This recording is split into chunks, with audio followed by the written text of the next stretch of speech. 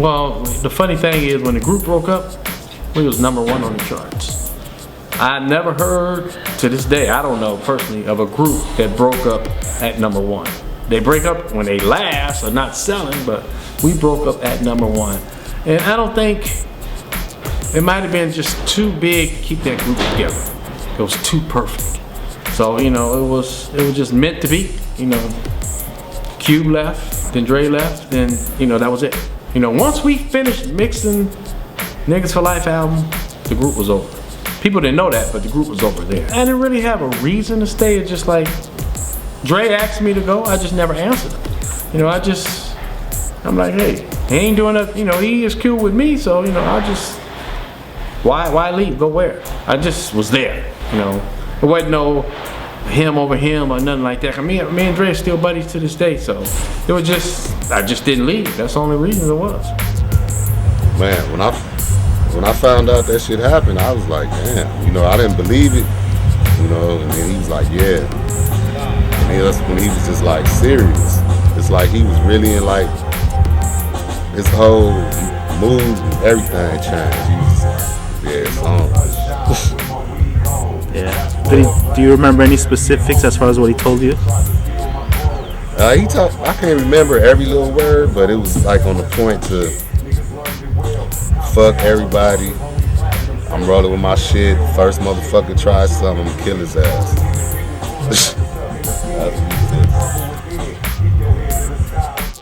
Well, it was mainly egos, you know what I'm saying? I guess at a certain point, Dre had his own ideas about things. Brian had his own idea about things, and I guess Eazy felt like, you know, he wanted to control everything that everybody did, and they kept clashing behind it. So that's what brought the breakup about. You know what I'm saying? Because they all of them was getting paid. You know what I'm saying? They all had money. They all had their own thing going, but you know, Eazy wanted to keep everything ruthless.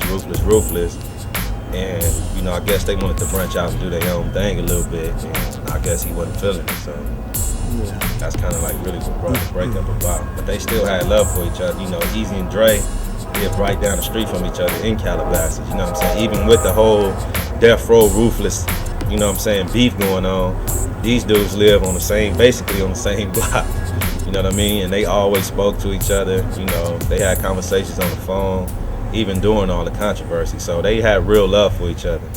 You know what I'm saying? Irregardless to what happened, to what, you know, people in the world seen, stuff like that. That's the #1. That's the #1. That's the one that, you know, Real Compton City G's is on, and, you know, that went #1. That was a strike back, you know what I mean? Yeah, that's when I took over the reins, and dig that, #1 with a bullet. He was still doing it. That's without Dr. Dre. You know what I'm saying? Oh, yeah, that's when we moved on. So we still was making noise. You know? I didn't even know until #1. That's right. If you don't know, now you know. That's why you got to make this film. That's why you making this film. I mean, I don't know, man. I think Dre was trying to branch out and do his own thing, and he got involved with Suge. Actually, Suge used to bodyguard for Dre back in the day. You know what I'm saying? And somehow Suge got a hold to that label and brought Dre in, you know, and in the beginning it was a good idea, but then I guess the business practices of Suge kind of like, you know what I'm saying, was rubbing Dre the wrong way, so Dre, like, you know, he had to get away from that, because Suge was using gangsta-tastic in the industry, and Dre wasn't feeling that because he kind of already knew what was gonna happen, you know what I'm saying? Death Row was gonna crumble in the long run, so Dre did a smart thing and disassociated himself with that. You know what I mean? I personally overestimated the relationship. I never thought that anyone could come between Dre and Eazy, and when Suge did that, it was a shock to me, and I know it was absolutely mind-blowing. Eric, at that time, you can imagine on the outer surface, you could never tell if Eric had any problems or not, you know, but Eric was so deep within the business that it was more to it than just a breakup. There was a lot of internal things happening to Eric, you know, as an individual, as a CEO of a company. You know, monies, groups, contracts. He had Bone, but by him being losing friend and the business associates, not only did he lose a friend but business associates, he lost, part of the company. Looking at Dre as, the producer. Maybe his finances wasn't as big, but in a business sense, he was the producer of a lot of that music. And you had Suge, working for Eric as a bodyguard for the DLC. So, and then you had the DLC, who was one of the major writers over there and platinum artist. You can imagine when you lose two of your main people in your company, and it wasn't like he lost them to someone he didn't know. It was that Dre them kind of like business up and learned more about the business and had, they had talent some things. I just think the way it went down was really messed up, because what I saw that it hurt Eazy, because Eazy felt like, he helped a lot of people, a lot of us, in it.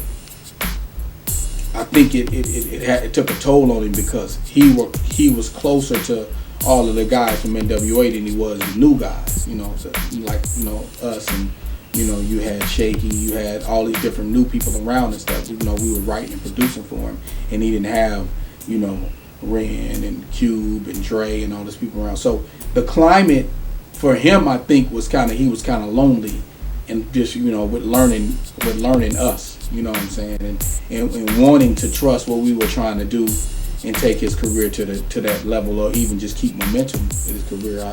And I just think it was because of the familiarity that he had with the rest of his group and everything, and then he got thrusted into something new. But the climate at the label didn't really change as much as people think, because like we went on and we end up doing like Black Mafia Life at the time, and you know what I'm saying, and then he went on and he ended up doing I guess it was its own 187, Dr. Dre, and then we did Uncle Sam's Curse. So the label was kind of had a focus, and then we signed Bone, shortly after that. But in that time with the beef type of situation, it was kind of like everybody kind of that were together as a family kind of went every direction and aired out their dirty laundry of how they felt about the head figures or who here, and everybody kind of just got off, and was it healthy? No, it wasn't, because at the end of the day, a lot of people said a lot of shit that didn't even know what the fuck was going on. You know what I mean? And a lot of people should have left well enough alone. So because I think at the end of it and the demise of everything, as far as Eazy, everybody felt like they did it for the wrong reasons. You know what I mean? That everybody broke camp for the wrong reasons, and nobody ever really worked out everything that they wanted to work out. And don't get me wrong. I think everything runs its course. I think everybody grow out of each other. I just think people have to be man enough to sit down as men and say, hey, this is what I want. This is what I want to do. And that wasn't done.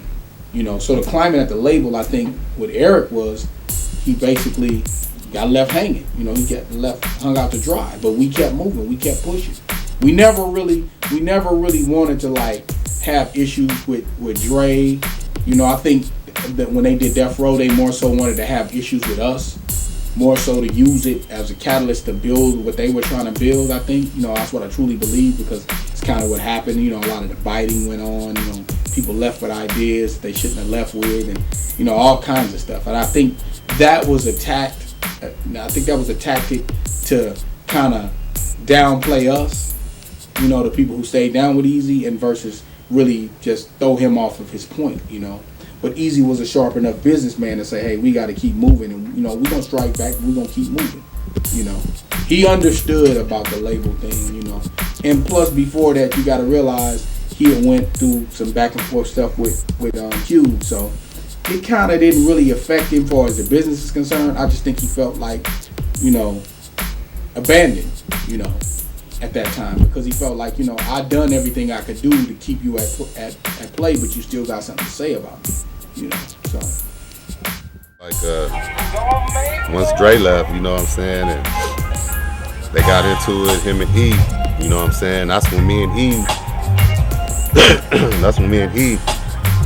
we had stopped talking for a while, because it was like I was still cool with both of them, you know what I'm saying, and I was cool with E. It was like we just wasn't close no more like we used to be at that time, because he wanted me to diss Dre, you know what I'm saying, and I was like telling him like, man, I'm not gonna diss Dre. I said, man, because I said I wouldn't diss either one of y'all. I said both of y'all like brothers. I said I ain't gonna diss you with him, and I'm not gonna diss him with you, you know what I'm saying.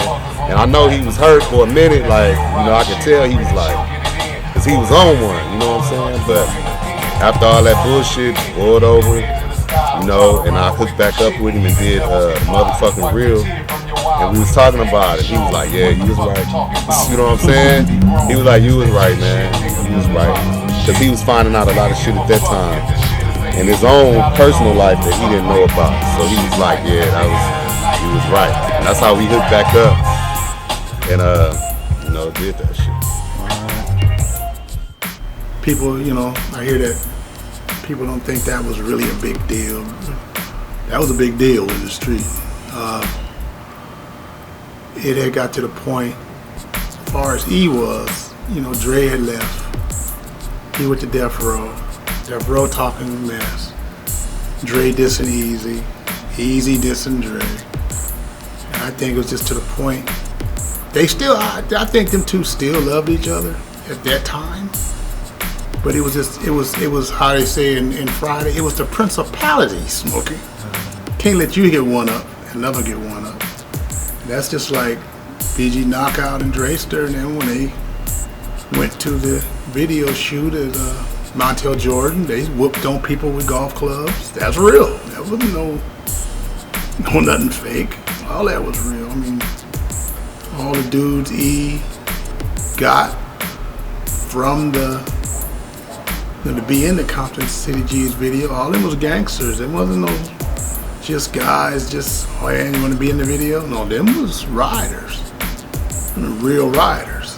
And, you know, that's where, you know, people was thinking like, wait a minute, he putting these dudes in the video. Most of them dudes in the video shouldn't even been in the video. They're on parole, running from the police, and, you know, and as everybody know, what happened after the video days with Pac and all of that, them was riders, you know, and that's just the kind of dude he was. He wasn't socializing with no wannabe, sometimey gangsters.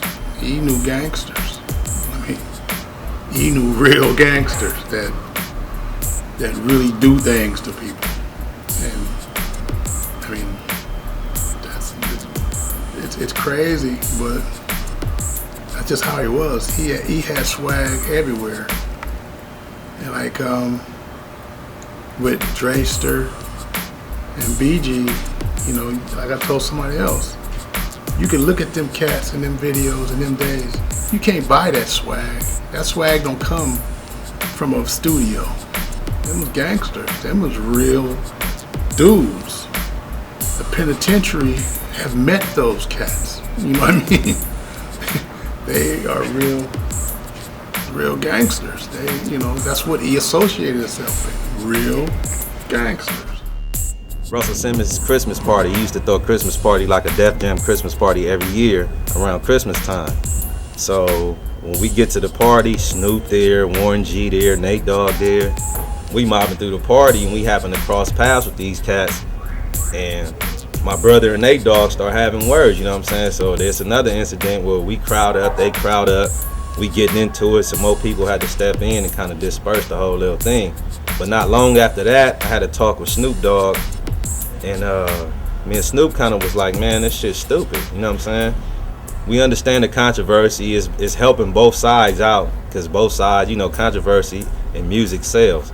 So me and Snoop was like, man, this shit really is stupid, but I guess a few other cats like Daz and them, they still had an issue with us or whatever. So I mean, it was nothing though, cause we come from the streets. We was gang banging anyway. It didn't really make a difference to us. You know what I mean? So that was the only other incident besides the little golf course incident that everybody seen on the first beef tape. So I'll talk about that, or Yeah, like this is basically what happened, since I didn't get to tell my side of the story, cause I was in the pen at the time. But I get a call from one of my record executives, and they was like, well, Def Jam is doing this little thing with Montel. I guess it was Montel Jordan shooting a video at the golf course in Thousand Oaks. So we get up to the golf course. I go by myself. I had one of my little brothers with me. Drayster wasn't there at the time. And we get to the golf course, and we on the second balcony of this building. We drinking outside the bar or whatever. So when I'm sitting down, I happen to look up. I see Snoop come. I see Warren G. I see Nate Dogg. One of their homeboys, Sean Dogg and Corrupt. A few cats, they walk by me. So Snoop, like I said, me and Snoop been on a cool level. Snoop like, what's up? I'm like, what's happening? Warren G walked by, he kind of mad dogging me, I'm mad dogging him. Nate Dogg walked by me talking about Dog Pound. And at the time I was banging, so I was like Nutty Block Crip. He was like Dog Pound, I'm like Nutty Block Crip. I'm like, what's happening? And he was like, he kind of like brushed it off, kept walking. So I'm like, whatever. I'm still up there drinking. And then I happen to look down the balcony, I see my brother like walking on the golf course. So I'm finna go meet my brother. I go down the stairs, getting ready to meet my brother. By this time, Snoop and all them, they had been walked back past me, went back down. Now they down there clowning on the golf course. Cause the golf course had these golf carts where they was made out of car. They was like cars. They had like Mercedes Benzes, Rolls Royce golf carts and all that. So they down there on the golf course clowning around. So when I'm walking down to meet my brother, Nate Dogg rolled by me and rolled over my toe, like with the golf cart. So when he went and parked, I ran up on him like, man, why the fuck you ran over my feet, homie? And he was like, he was talking shit. So my brother seen us like getting into it. My brother ran over there. My brother started trying to fight Nate. So Nate was running back and I fired on him. Bam! I hit him, dropped him, and when he fell, he jumped up and ran. So they act like they was finna go to the car and get some guns or whatever. They was telling us, y'all better be gone when we come back. He was like, we ain't going nowhere. You know what I'm saying? So we was still right there. Nate Dogg came back with a golf club. And that's the incident where you see him chasing my brother on the golf course. And where actually the undercover police, they had guns and mace on them. So when they seen us, they seen Nate and my brother getting into it, he pulled out some mace and tried to spray Nate, but it went in my brother's eye. So when Nate was chasing my brother with the golf cart, my brother couldn't even see. So Nate whacked my brother on the head with the golf club. Then I got a golf club and started chasing him. And then the undercover started pulling their guns out, trying to lay us down. And shit, I was like, fuck, I got a golf club, y'all got a gun. I laid down. Then the people on my record company was like, fuck that, get up off the ground. I jumped back up. And that's basically the shit that you see on the tape, on the beef tape. But not long after that, I say now, that was in 95. By 2007, I had another meeting with Snoop and Corrupt. Like, we was out in Glendale at a studio, and we like squashed the whole little thing. That was the first time me and Corrupt met on a cool level. So we was like, man, fuck all that shit. We did a song together then. The song never came out or whatever, but it's like, man, that shit's stupid. And the whole time while I was in prison, Nate and my brother started talking. And they actually did a song for Big C Styles album. But he did a couple of songs with Big C Styles, but Nate actually sung on the hook that my brother did. So that shit is in the past. At first, we thought that we didn't feel that Dre was going to leave. And we negotiated with him in good faith for a long time. And his people kept telling us that he was going to continue to produce NWA and Eazy. And we went back and forth, with contractually over that for a long time. But after that, it was a war zone after that. So, we fortified the offices, and we had security, and things changed. The fun went out of rap music, and I attribute that to Mr. Charm, shouldn't I? Can you imagine breaking up the Beatles because, this was the Black Beatles. Breaking them up just because you wanted part of the action. I would have done anything for an NWA reunion record. I would have walked away from it. But, between Brian Turner and Pat Charbonnet with Cube and, And Suge with Dre, I mean, the greatest group of the second half of the 20th century, you know, broke up, which I think is inexcusable. Right. That beef, you know, that beef was between Eazy and Dre mainly. You know what I mean? That was the main beef. E had his camp with us, Dre had his camp with Snoop and Dogg Pound. You know what I mean? But that's so far behind us, man. You know what I mean? That all of that. I talked to Snoop. I've been to Snoop's parties. You know what I mean? I seen Corrupt in the streets. You know what I mean? And then all that beef is over and done with. You know what I mean? That was between Ruthless and Death Row at the time, you know what I mean? And that beef got squashed when E passed. If E was still here today and he still wanted to be E and do his thing and that beef was still bubbling, then it might be a different story. But that beef was between Eazy and Dr. Dre, and you know what I mean? That's all behind us all.